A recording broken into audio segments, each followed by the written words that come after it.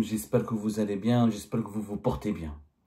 Le dinar algérien est en train de s'effondrer sur les marchés algériens. Parce que le dinar n'est pas une monnaie convertible. Il n'est présent ailleurs. Il n'est présent nulle part à travers le monde. Il est présent uniquement sur le marché national.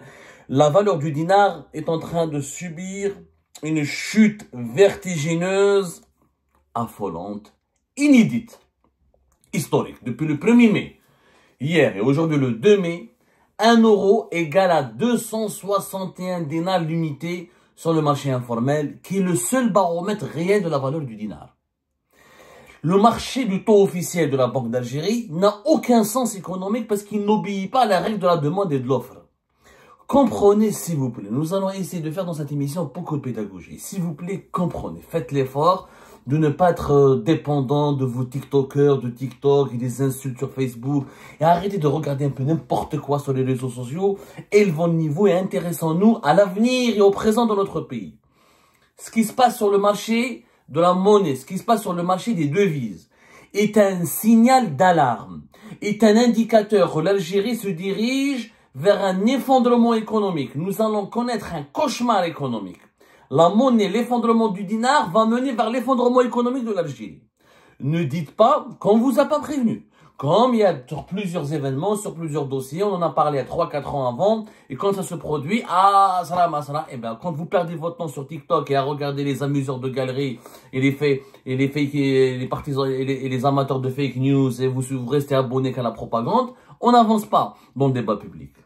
C'est un véritable sujet de débat public. Le marché informel des devises en Algérie est le baromètre de l'économie du pays. Pourquoi? Parce que c'est le seul marché, c'est la seule instance, c'est le seul espace économique qui obéit à une règle économique de base. C'est quoi la base de l'économie? L'offre et la demande. C'est ça l'économie. L'économie, c'est un rapport entre l'offre et la demande. Celui qui produit, celui qui commercialise et celui qui achète et qui consomme. C'est ça l'économie. Le taux de change officiel du dinar de la Banque d'Algérie. C'est un taux de change calculé. À la le baril du pétrole, selon les désirs du dirigeant algérien, selon leur agenda, selon leurs calculs politiciens, n'a rien à voir avec l'économie réelle. Tout ce qui n'est pas lié à l'offre et à la demande, c'est pas de l'économie, c'est de la politique. Or, l'économie ne supporte pas la politique. L'ennemi de l'économie, c'est la politique politicienne. Parce que l'économie, c'est pas une science exacte. C'est un comportement humain. Et le comportement, comme tout être humain, l'être humain n'aime pas le carcan, n'aime pas l'esclavage, n'aime pas qu'on l'enchaîne, n'aime pas qu'on le menotte. L'économie, elle est basée sur la liberté et sur un principe rationnel. Elle n'est pas basée sur, ce principe, c'est la confiance entre l'offre et la demande. Le dinar chute, pourquoi? Parce que il n'y a pas de demande sur lui, personne ne veut avoir des dinars, c'est une monnaie de singe. On n'a pas besoin de dinars parce que l'économie algérienne, elle est faible. La monnaie, si l'économie algérienne était forte, les gens demanderaient des dinars pour investir dans l'économie algérienne.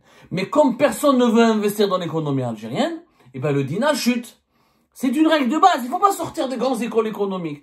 Les pays qui ont des dynamismes économiques, qui ont des fortes croissances et qui sont stables économiquement, ont des monnaies stables. Pas des monnaies fortes, des monnaies stables. Il y a une différence entre monnaie forte et monnaie stable. La valeur de la monnaie, elle est décidée selon la politique économique du pays. Il y a des pays comme la Corée du Sud où ils ont une monnaie faible par rapport à l'euro au dollar parce qu'ils exportent beaucoup de produits à l'étranger. Donc ils ont besoin d'avoir une monnaie faible pour gagner le plus de devises dans les caisses de leur pays. La Turquie, à un moment donné, depuis 2021-2022, elle a connu une grave crise économique et financière. Ben, la valeur de la lira, elle est tombée. Et la politique économique de la Turquie, elle a changé. Les des pays qui sont stables et qui sont en développement et qui ont des croissances économiques importantes et qui sont en train de se moderniser ou de devenir d'émergents, ce sont les pays qui ont une monnaie stable, pas forte. La monnaie n'est ni forte ni faible. La monnaie, elle est forte ou faible selon la politique économique de son pays et selon la demande et l'offre sur cette monnaie. Si le dinar il est faible, il y a deux conclusions. Il faut pas vraiment, il n'y a pas mille et une causes. D'abord, les gens ne demandent pas le dinar. Personne ne cherche après le dinar. Tout le monde veut des euros et des dollars. C'est pour ça que la valeur de l'euro et du dollar augmente et la valeur du dinar chute. Et deuxièmement, le pays n'est pas productif. Il n'y a pas un dynamisme économique. Donc ce que nous dit Abdelmajid Tebboune et ses ministres, que le pays est dynamique, nous avons une croissance à 4%, tout ça c'est du pipi de chat. Tout ça c'est du mensonge et c'est de la foutaise. Si c'était vrai, le dinar serait stable. les gens qui investissent en Algérie font quoi? Ils vont échanger leur devise contre les dinars. Donc la valeur du dinar, elle augmente. Comme tout le monde cherche du dinar, personne ne cherche du dinar. Tout le monde cherche l'euro et le dollar pour d'abord sécuriser son argent. Pourquoi maintenant? Il y a 3 raisons de l'effondrement, 3 raisons importantes. Ya jama'a, suivez-moi bien parce que Wallahi al-Azim, ce qui nous attend dans les jours et dans les années à venir est extrêmement difficile. Je vous assure que la situation est grave. Première cause, d'abord l'échec ou la non-concrétisation d'un engagement officiel. L'État algérien, par le biais du président de la République, s'est engagé à donner une allocation touristique qui serait de 750 €. C'était le 9 décembre 2024. Nous sommes le 2 mai 2025. Il n'y a toujours pas d'allocation touristique. Un président qui promet quelque chose, 6 mois après, il n'y a toujours rien. Et on va revenir sur cette problématique d'allocation touristique, qui est une honte pour un État de donner un engagement auprès de son peuple et à la communauté internationale, parce qu'un État, il parle à son peuple, il a une valeur, sa parole s'adresse à la communauté de ses partenaires économiques, de ses clients et de ses fournisseurs. Il n'y a pas que les Algériens et les Algériens qui sont concernés par la politique économique de l'Algérie. Même ses partenaires et ses clients et ses voisins. Donc, il y a un environnement international. Quand tu dis que le 9 décembre, tu vas donner une allocation touristique, et tu ne le fais pas 6 mois pratiquement, décembre, janvier, février, mars, avril, mai, toujours rien. Le gouvernement algérien n'est pas encore capable d'instaurer cette allocation touristique. Pourquoi? Et quand il n'y a pas d'allocation touristique, et les Algériens et les Algériens, qu'est-ce qu'ils font? Ils sont obligés pour aller se soigner à l'étranger, pour aller voyager à l'étranger, pour aller pour leurs besoins d'achat à l'étranger, etc. Parce que l'Algérien et l'Algérien ne trouvent pas tout dans son pays, et que l'Algérien et l'Algérien, c'est un être humain comme le Chinois, comme l'Américain, comme l'Européen, comme l'Africain. Il est connecté à la mondialisation, il est connecté à l'environnement international, et il a besoin de devises pour l'acheter, pour l'échanger, pour l'envoyer à son parent, pour aller étudier, pour aller se soigner, comme tous les êtres humains du monde. Il faut savoir que la Banque d'Algérie, le 21 novembre dernier, elle a réduit, elle a plafonné l'utilisation des devises de façon légale pour voyager à l'étranger.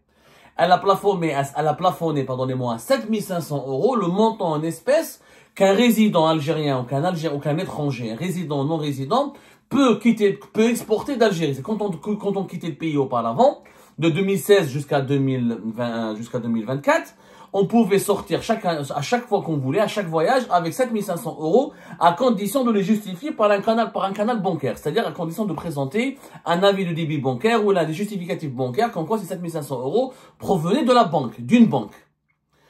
Ça a été plafonné à 7500 par an, pas uniquement par chaque voyage. Du coup, il y avait encore pas d'allocation touristique, pas la possibilité de sortir du pays plus d'une fois avec 7500 €. Donc les gens sont obligés de tricher. On a incité les Algériens et les Algériens à tricher.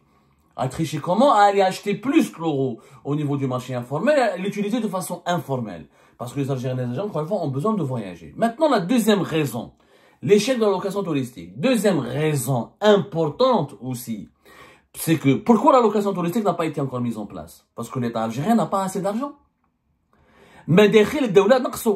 L'État algérien il a compris que s'il met en place maintenant l'allocation touristique, en réalité, il regarde cet engagement. C'est un engagement qui a été donné par Tebboune, mais Tebboune, on lui a pas donné les vraies données. On lui a menti.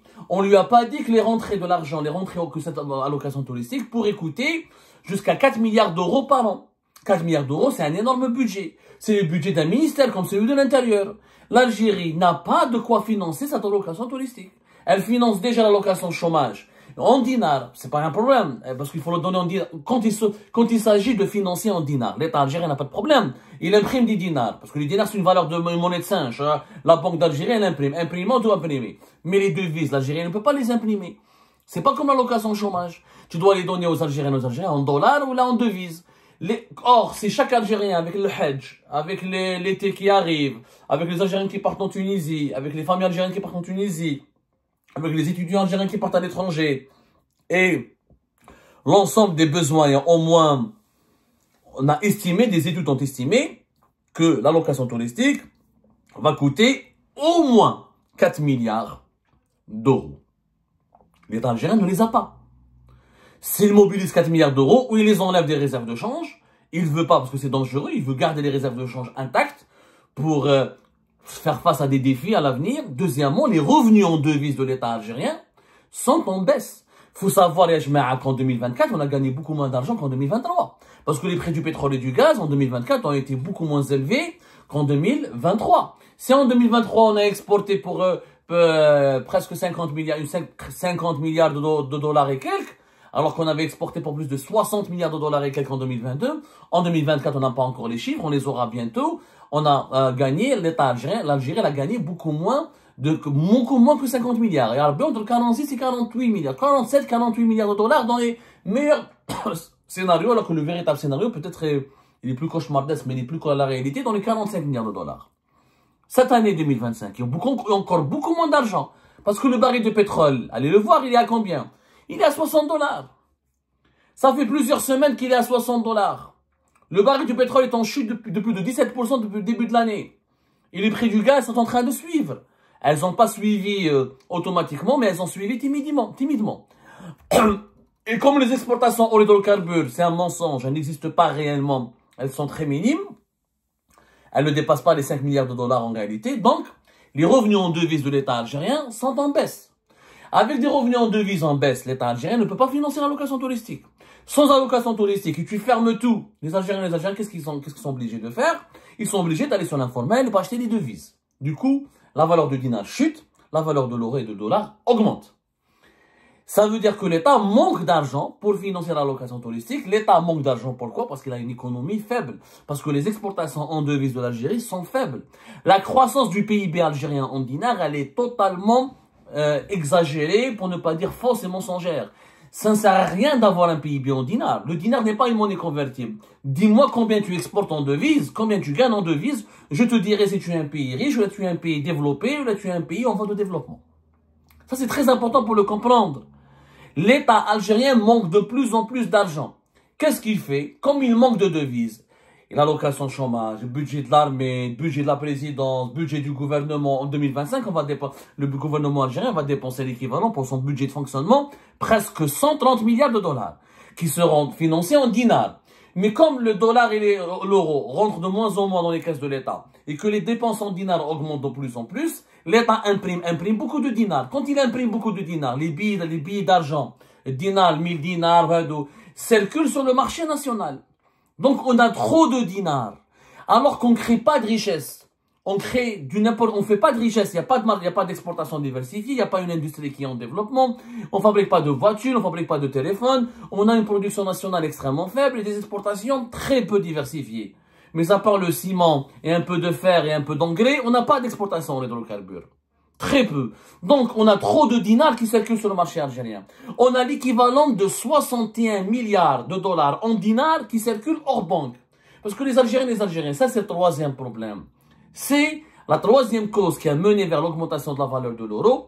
C'est la lutte maladroite, aveuglément maladroite, la lutte aveugle et maladroite du gouvernement algérien contre le marché informel. Le marché informel représente en Algérie 40% de notre richesse. 40% de notre richesse nationale, elle est dans le marché informel. Pourquoi? Parce que les Algériens, il n'y a pas de boulot, il n'y a pas de travail. Comme on ne crée pas beaucoup de travail, les Algériens, qu'est-ce qu'ils sont obligés de se débrouiller?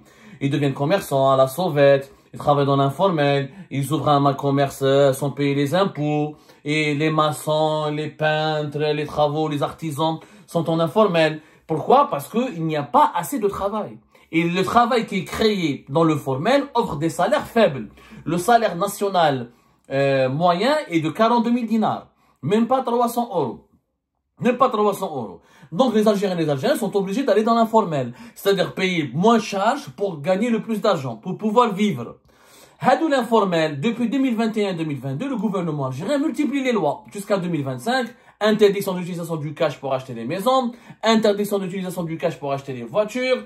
Quand tu dépenses du cash dans la banque, on te demande des justificatifs, on te signale aux impôts, les services de sécurité t'appellent pour des enquêtes. Quand tu veux retirer des quantités importantes du cash de la banque ou de la Algérie Post, on te demande des justificatifs et des lettres de motivation et des explications, etc. Donc, il y a un problème avec l'informel. D'ailleurs, la nouvelle loi, récemment, on va en parler dans une autre émission, la dernière loi contre l'informel en Algérie, on s'est attaqué au smasra. On a fait une loi en Algérie qui va interdire à un particulier de revendre des produits plus de 3 fois par an. Si tu revends plus de 3 fois par an, tu es considéré comme un samsar, donc les impôts doivent te chercher, les services de sécurité doivent te chercher, faire une enquête avec toi. Alors qu'en Algérie, il y a des gens qui achètent et qui vendent des voitures pour vivre, des gens qui achètent et qui vendent des terrains pour vivre, il y a des gens qui font du business, mais c'est du business qui n'est pas déclaré, effectivement. Mais pourquoi il n'est pas déclaré? Parce qu'il n'y a rien qui incite les Algériens et les Algériens à aller vers l'économie formelle. Dans l'économie formelle, les salaires sont faibles, il n'y a pas beaucoup de banques, il n'y a pas de paiement mobile, il n'y a pas de paiement en ligne généralisé. Pour avoir un carte bancaire, c'est très compliqué. Les commerçants n'ont pas encore les terminaux de paiement électronique. Donc les Algériens, ils sont obligés de rester dans le monde de l'informel et du cash. Mais quand on a fait des mesures brutales, la lutte contre l'informel par le gouvernement algérien, elle a des intentions légitimes et justes. Sauf que tu peux pas interdire aux gens d'utiliser leur cash, de les contrôler, de les surveiller, de les traquer, de mettre en prison les commerçants, de traquer les commerçants, les agriculteurs qui sont dans l'informel, de ceux qui stockent les produits alimentaires. En plus, le contrôle, l'importation. Il n'y a plus d'importation en Algérie. Du coup, le devise, le marché informel, comment il était alimenté? D'abord, les retraités algériens qui sont en France, on a de moins en moins de retraités, parce qu'ils sont en train de mourir, nos retraités. Ils sont tous à un âge de 70 ans, 80 ans, ils meurent. Donc les retraités, ils envoient de moins en moins. Les Algériens de l'étranger, ils envoient. Mais c'est pas beaucoup, c'est 2 milliards, entre 2 milliards de dollars, pas plus. Les Algériens n'envoient pas autant que ça à leur pays. C'est pas comme les Marocains, les Égyptiens ou les Nigériens, les Nigérians, etc. D'autres diasporas africaines et arabes. Et les importateurs. Le marché, devise à le marché, le Niger, un importateur, il est importé à l'étranger. Et après, il récupère son devise auprès de son fournisseur, il a une devise d'Algérie. Comme il y a de moins en moins d'importations, et comme il y a le monopole de l'État, sur les légumes secs, c'est le monopole de l'État, le café, c'est l'importation, les importations n'exo. Donc, les sorties de devises et le retour de devises entre l'Algérie et l'étranger ont beaucoup diminué. Et tout ça, c'est légitime de la part de l'État de contrôler, de réguler, de réprimer l'informel. Mais quand tu le fais trop brutalement, sans proposer des mesures alternatives, qu'est-ce qui se passe? L'argent, les gens qui ont du cash, ils peuvent pas importer. Ils peuvent pas acheter des voitures. Ils peuvent pas acheter des appartements et des maisons. Et ils peuvent pas acheter 3 ou 4 transactions par an. Ils peuvent pas faire ce qu'ils veulent avec leur cash. Ils sont de plus en plus contrôlés. Ils peuvent pas aller à la banque, les mettre en taux de sécurité pour les retirer quand ils veulent. Quand ils mettent plus de 300, 500 millions, ils sont signalés. À la poste, ils sont signalés, ils sont surveillés. Les gens qui ont du cash, ils font quoi? Eh ben, la seule chose qui leur reste, c'est d'acheter l'euro et le dollar. Quand tu achètes l'euro et le dollar, la valeur du dinar baisse et la valeur de l'euro et du dollar augmente. Qu'est-ce qu'il aurait fallu faire? Il fallait que le gouvernement algérien, au lieu de réprimer, il fallait séduire. Faire une amnistie fiscale et développer les banques en ligne, développer le paiement en ligne, développer le paiement mobile, tout faire pour que les gens qui ont du cash ramènent leur argent dans les banques. Et au lieu de récupérer, c'est l'argent de l'informel, les gens de l'informel vont acheter des devises, ils savent que leur dinar ne valent rien, qu'avec leur dinar ils ne peuvent rien faire, donc ils préfèrent acheter l'euro et le dollar et le cacher chez eux, ou ils disent au moins mes économies en euros, en dollars, je sécurise mes actifs financiers. Si je les garde en dinars, je peux rien faire. Le marché des mobiliers s'est effondré, le marché de la voiture s'est effondré, le commerce est en train de très perturber en Algérie, le secteur des services est très perturbé, il reste quoi? Il reste le marché informel des devises. Voilà le cocktail explosif dans lequel se retrouve aujourd'hui la situation de l'économie algérienne. Pas de croissance, pas de dynamisme, ça c'est important, des promesses faites au peuple qui ne peuvent pas être financées parce que l'État algérien a des revenus de plus en plus faibles en devises, et troisièmement une lutte trop brutale, trop violente contre l'informel, ce qui fait que ça a poussé les gens qui ont du cash à acheter de plus en plus de devises pour sécuriser leur argent. Parce qu'il n'y a pas d'alternative financière, il n'y a pas de banque en ligne, il n'y a pas de secteur bancaire moderne, il n'y a pas de bourse en Algérie. Rien n'attire les gens qui ont du cash en Algérie à investir l'argent dans leur propre pays pour le rentabiliser.